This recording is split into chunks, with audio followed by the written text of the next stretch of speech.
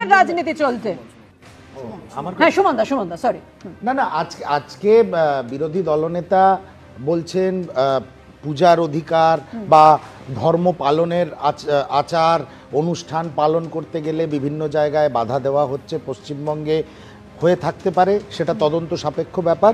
কিন্তু এটাও মাননীয় শুভেন্দু অধিকারীকে ভালো করে দেখতে হবে, বিভিন্ন বিজেপি শাসিত রাজ্যে সংখ্যালঘুদের ওপরে বিভিন্ন প্রকারে আক্রমণ কিন্তু হয়ে থাকে, সেটা তাদের খাদ্যাভ্যাস, তাদের পোশাক, তাদের বস্ত্র, এইসব বিভিন্ন অভিযোগ বিভিন্ন সময় উঠেছে। এক, দ্বিতীয় কথা, বাংলাদেশ নিয়ে আলোচনা হচ্ছিল, আমাকে 2 মিনিট সেই বিষয়ে বলতে দিতে হবে। মোহাম্মদ ইউনুস এই অষ্টমীর দিন, এই বিগত দুর্গাপূজার অষ্টমীর দিন রামকৃষ্ণ মিশন ঢাকাতে গিয়ে বলে এসেছিলেন এটা বাংলাদেশ সরকারের ব্যর্থতা যে আমাদের বাংলাদেশ পুলিশ এবং বাংলাদেশ সেনাবাহিনী মোতায়েন করে হিন্দুদের সবচেয়ে বড় অনুষ্ঠান, সবচেয়ে বড় পরব দুর্গাপুজো পালিত করতে হচ্ছে, এর জন্য আমরা দুঃখিত। এই বাংলাদেশ আমরা চাই না, স্বাধীন এবং নিরপেক্ষ বাংলাদেশ আমরা চাই। এবং এই মোহাম্মদ ইউনুসের চালানো গ্রামীণ ব্যাংক, যে গ্রামীণ ব্যাংক সম্বন্ধে রাজাগোপাল দা একটু আগে বললেন, ব্যাংকটাকে উনি ডুবিয়ে দিয়েছিলেন।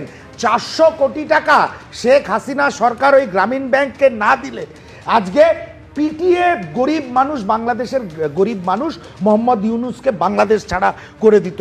দেখো এই যে আন্দোলন, কোটা বিরোধী আন্দোলন, প্রথমে হাইকোর্ট তারপর সুপ্রিম কোর্ট সলভ করার চেষ্টা করলো এবং সেটা শেখ হাসিনা সরকার মেনে নিয়েছিল। কিন্তু এই কোটা বিরোধী আন্দোলনের পিছনে তো রয়েছে ফান্ডামেন্টালিস্ট গ্রুপ, রয়েছে জামাত। ওরা চেয়েছিল এক ঢিলে 3টে পাখি মারতে। প্রথম, কম্পারেটিভলি সেকুলার শেখ হাসিনা সরকারের উৎখাত। 2, সংখ্যালঘুদের ওপরে আক্রমণ। আর 3, সংখ্যালঘুদের ওপরে এখন যে আক্রমণ হচ্ছে, যেহেতু বাংলাদেশের সংখ্যালঘুরা কম্পারেটিভলি আওয়ামী লীগ সাপোর্টার, তৃণমূল স্তর থেকে আওয়ামী লীগ তাদের তত্ত্ব, তাদের সেকুলারিজমকে উৎখাত করে দেওয়া, এটা শুধু পরিকল্পিত ছাত্র আন্দোলন। হয়তো কিছু ছাত্র তাদের মধ্যে অনেস্ট থাকলেও আলটিমেটলি আন্দোলনটা জামাতের হাতে স্টিয়ারিং চলে যায়। আর এই যে উপদেষ্টারা বসে আছে এবং উপদেষ্টারা যে বিভিন্ন প্রেস ব্রিফিং দিচ্ছে, তার থেকে পরিষ্কার বোঝা যায় এরা প্রতিটি কমিউনাল পার্সোনালিটি, কমিউনালি ডিল করছে ইস্যুটাকে।